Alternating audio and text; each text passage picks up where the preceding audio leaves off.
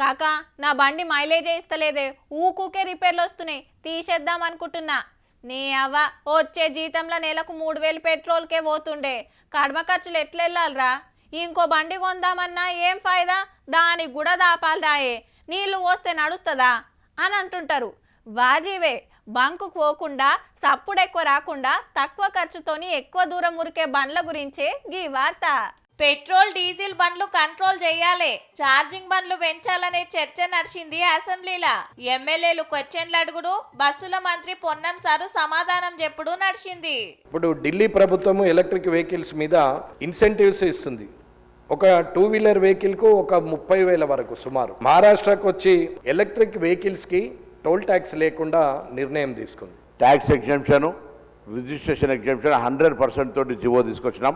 తెలంగాణ రాష్ట్ర ప్రభుత్వ ఉద్యోగులందరికీ ఈవీ వాహనాలు కొంటే ఒక 20% ఎగ్జంప్షన్. తెలంగాణలో 1,80,00,000 బండ్లుంటే అందులో ఛార్జింగ్ ఉత్త 2.5 లక్షలే ఉన్నాయట. మరి అవి సుత 160 తిరిగేది హైదరాబాద్ లోనేనట. గాలి ఖరాబ్ కాకుండా ప్రకృతికి నష్టం లేకుండా అందరితోటి ఇవే కొనిపియాలి, దానికి సర్కార్ సపోర్ట్ చేయాలనేది మనోళ్ళ మాట. 976 పబ్లిక్ ఈవీ ఛార్జింగ్ స్టేషన్స్ మాత్రమే ఉన్నాయి తెలంగాణ రాష్ట్రంలో. కరెంటు ఛార్జింగ్ తోటి నడిచే బస్సులు మా ఏరియాకి కావాలంటే మా ఏరియాకి కావాలని కోరుకున్నారు ఎమ్మెల్యేలంతా. యారుట్ట డిపో పెద్ద డిపో కాబట్టి మాకు ఎలక్ట్రిక్ బస్సులు కేటాయించాలని చెప్పి వరంగల్ జిల్లాలో కూడా ఈవీ బస్సులు చాలా అవసరం ఉన్నాయి అధ్యక్ష. కొత్తగా వరంగల్ మున్సిపాలిటీకి ఒక 100, నిజామాబాద్ మున్సిపాలిటీ కూడా ఒక 50 బస్సులు. మంది తోటి కొనిచ్చే కంటే మొదలు మనమే ఈవీ బండ్లు వాడాలనే చర్చ కూడా వచ్చింది.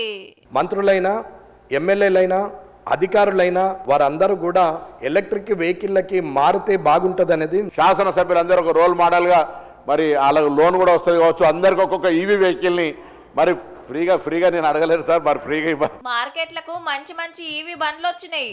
ఒక్కపారి ఛార్జింగ్ పెడతారా అంటే కిలోమీటర్ల కమానం ఉరుకుడు. పెట్రోల్ ఖర్చు తప్పుతుంది, ఊకూకే మెకానిక్ షెడ్ పోయే తిప్పలుండది. ఆలోచన చేయండి మళ్ళా.